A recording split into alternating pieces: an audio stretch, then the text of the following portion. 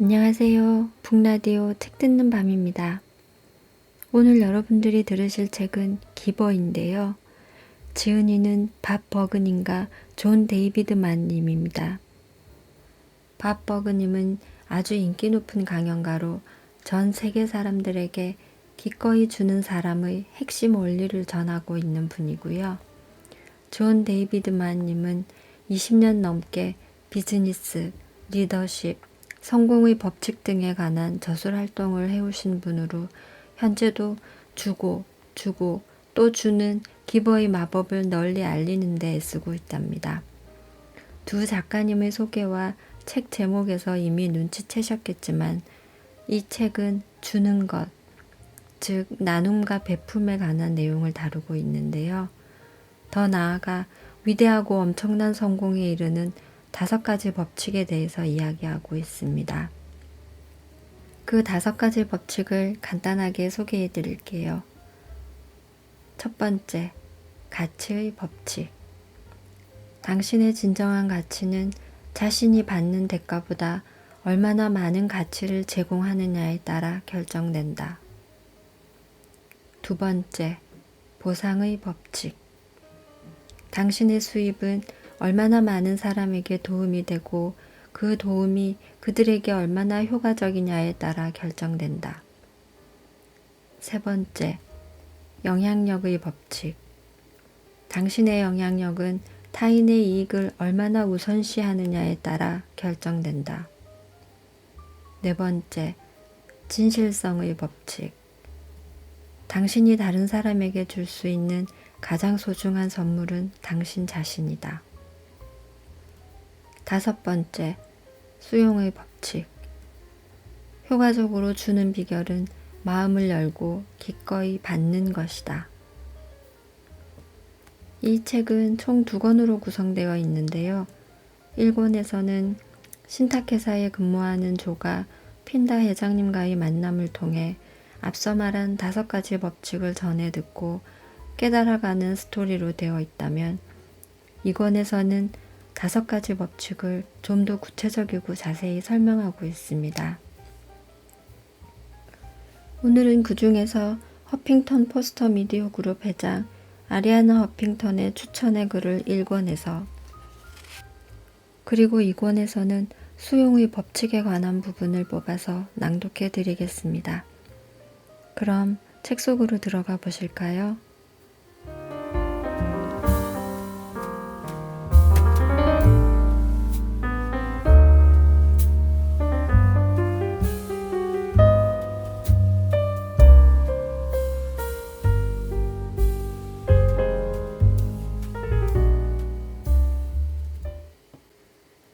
추천의 글.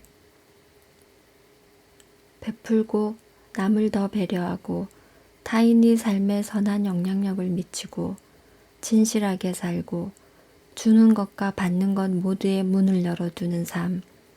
그런 삶이 아이들 동화에서만 등장하는 이야기는 아니다. 내가 만난 사람 중에서도 그렇게 멋지게 살고 있는 사람이 많이 있다. 사는 나라와 종사하는 분야는 다를지라도 그들은 모두 베푸는 철학의 핵심을 실천한다.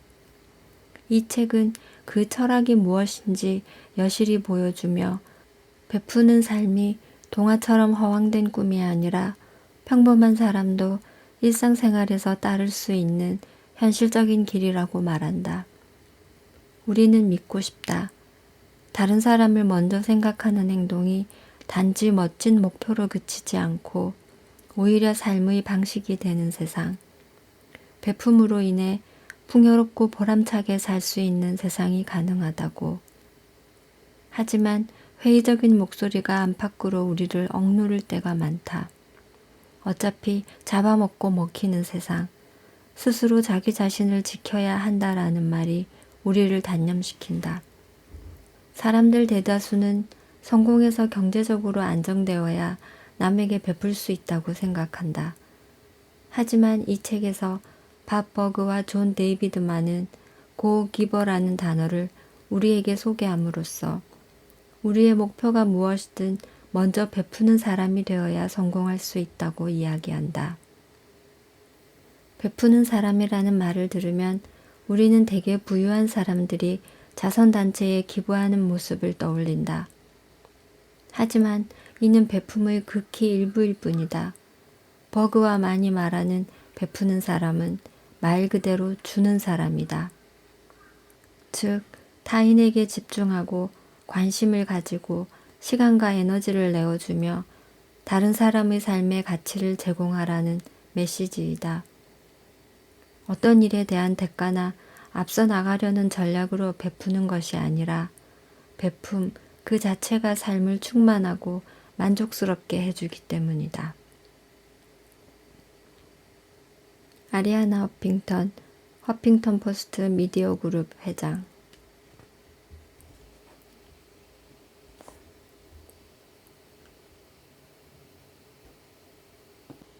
수용의 법칙. 선물은 당신이 예상치 못한 순간 찾아온다. 베품이 보상의 형태로 베푼 사람에게 반드시 돌아온다는 사실은 흥미롭다. 그리고 돌아오는 방법을 전혀 예상할 수 없다는 사실이 더욱 흥미롭다. 베푸는 삶을 살아가다 보면 자신이 결코 예상하지 못했던 시간과 장소에서 보상이 돌아온다. 우리가 볼 수 있는 세상이 있다. 그 세계에는 우리가 주의를 기울일 수 있고 인식할 수 있으며 논리적으로 추적할 수 있는 모든 사람들과 사건들, 상황들이 속해 있다. 하지만 그와는 전혀 다른 세상도 있다. 우리가 미지의 영역이라고 부르는 그곳은 우주 전체의 99.9% 이상을 차지하는 방대한 영역이다.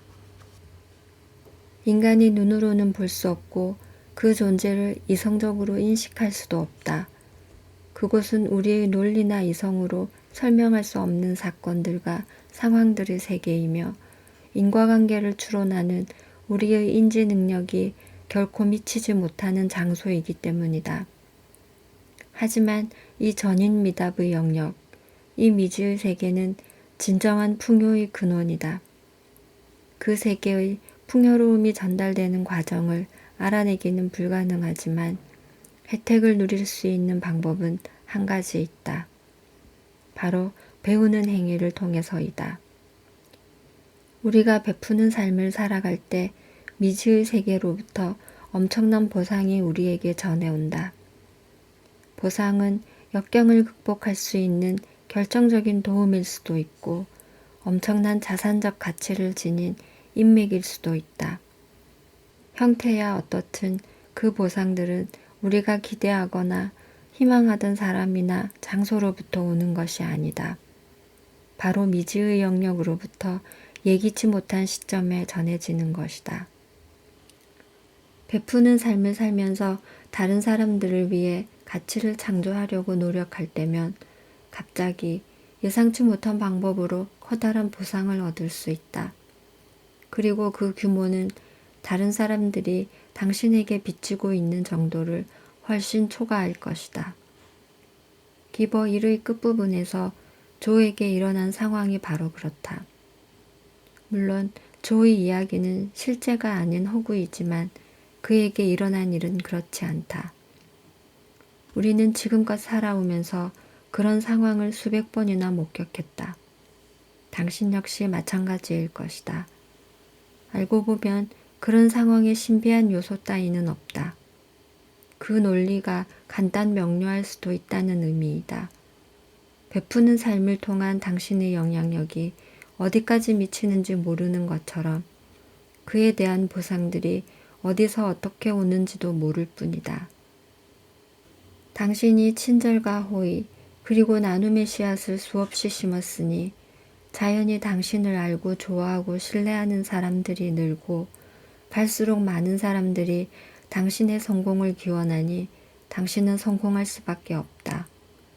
과정을 정확히 알 수는 없으나 여기에는 분명 인과관계가 존재한다. 원인은 주기이며 결과는 받기이다. 댄 갈브리아스는 펜실베이니아주 그린스버그에서 마케팅 전문가들에게 서비스를 지원하는 컨설턴트이다. 2009년 봄, 밥이 진행한 아낌없이 주는 삶 이벤트에 참여한 뒤 그는 우리에게 편지를 보내왔다. 그의 직업관의 극적인 변화와 그 결과에 관한 내용이었다. 내가 고객들과 동료들을 보는 관점이 얼마나 많이 변했는지, 그리고 그 변화 덕분에 그들로부터 전혀 예기치 않았던 보상을 얼마나 많이 받았는지 실로 믿기지 않을 정도입니다. 지금 나는 밀려드는 의뢰를 처리하느라 눈코 뜰 새 없이 바쁩니다. 우연인지 아닌지 확실히는 모르겠지만 아낌없이 주는 삶의 법칙들을 사회생활에 활용하기 시작하면서부터 사업이 번창하고 있습니다. 물론 이런 예기치 못한 보상은 항상 우연처럼 보인다. 하지만 결코 우연이 아니다. 보상이 전혀 느닷없이 전해지는 것 같아 보여도 사실 다 이유가 있다. 우리는 우리가 깃들어 살고 있는 우주의 0.1%도 알지 못한다. 보상은 우리가 의식하지 못하지만 늘 우리를 보살피는 나머지 99.9% 이상의 방대한 미지의 영역으로부터 전해지는 것이다. 조 비지는 지나친 스트레스 때문에 25년 동안의 대기업 샐러리맨 생활을 포기했다. 현재 그는 아내 르네와 함께 조지아주 콩코드에서 에코스클럽이라는 소규모 카펫 청소 회사를 운영 중이다.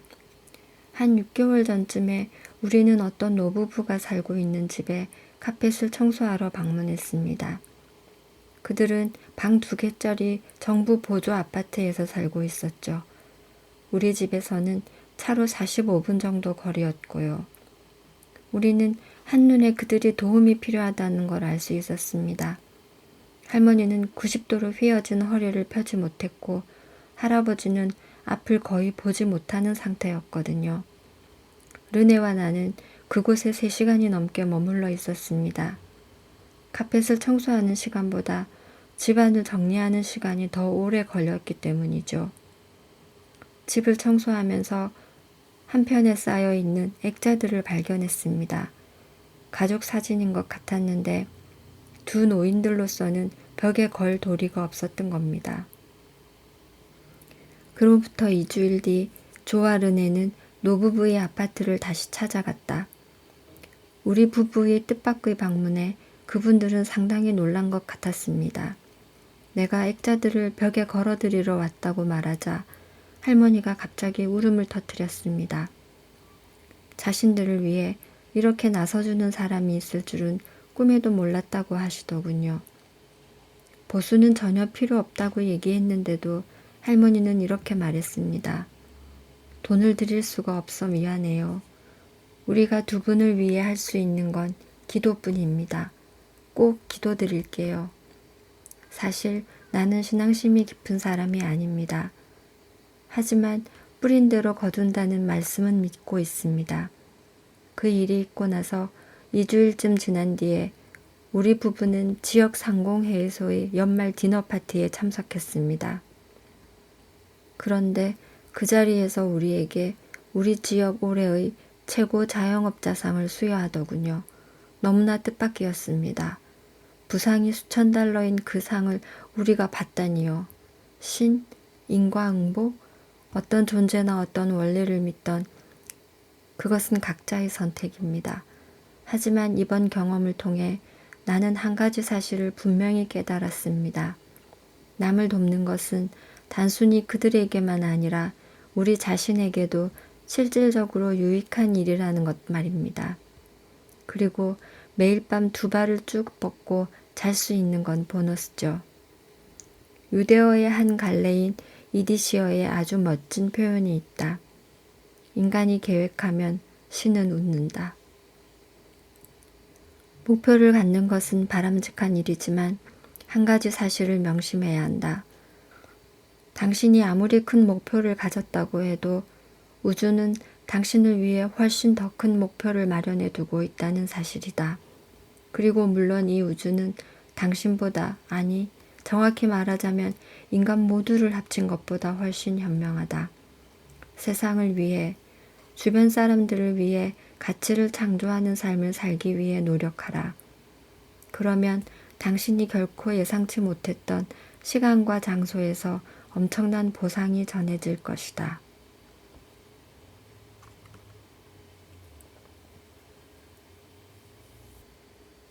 먼저 믿을 만한 사람이 되어라.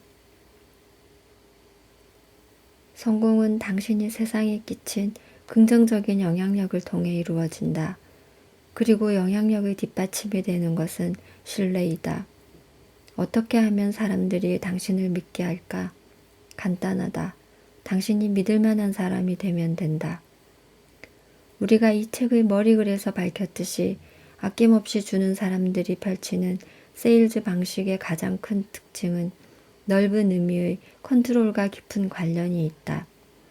판매 영업은 당신이 절대적인 주도권을 쥐고 컨트롤할 수 있는 과정이 아니다.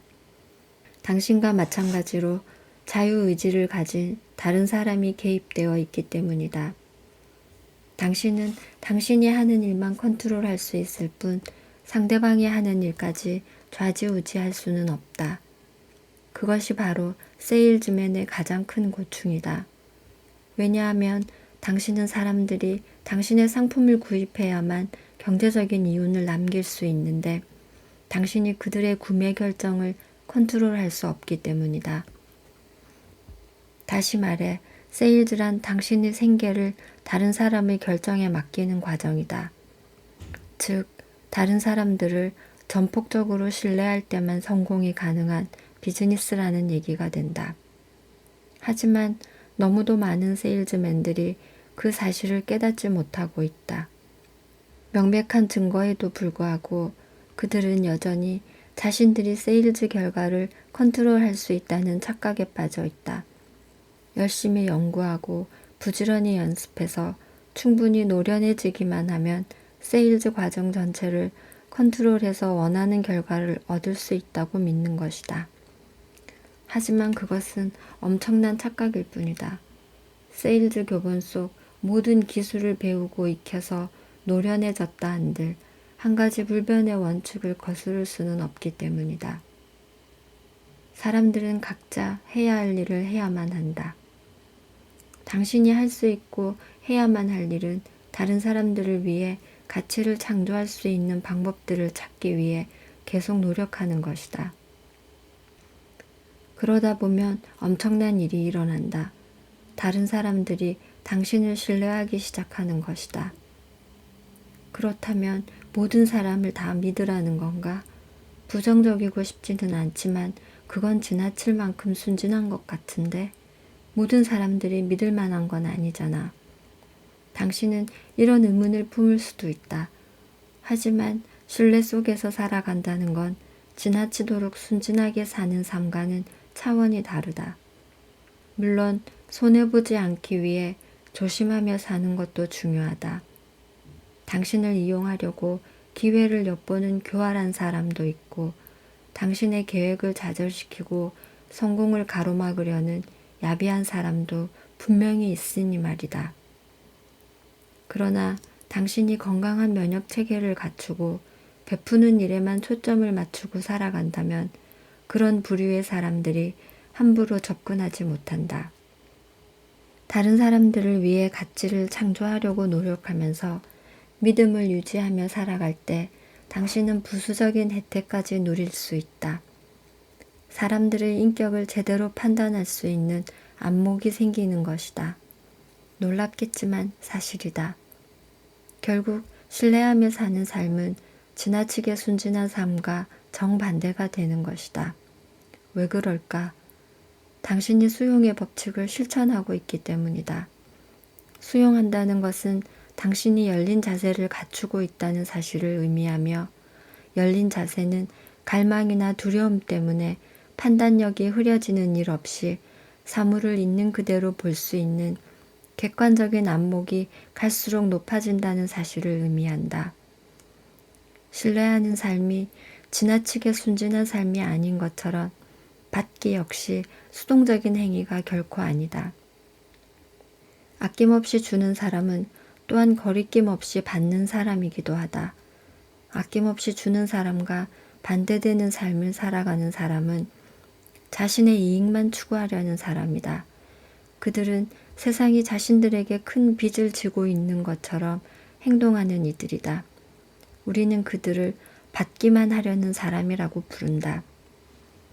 그들과 달리 거리낌 없이 받는 사람들은 힘들이지 않고 이익을 취하려는 일 없이 긍정적인 변화의 과정에 적극적으로 참여한다.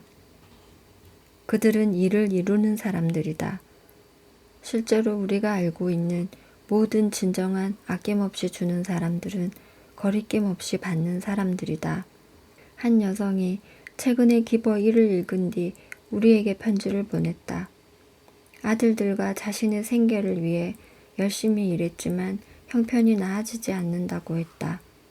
그녀는 현재 베품을 통해서 생계를 도모할 생각을 하고 있다며 우리의 조언을 구했다.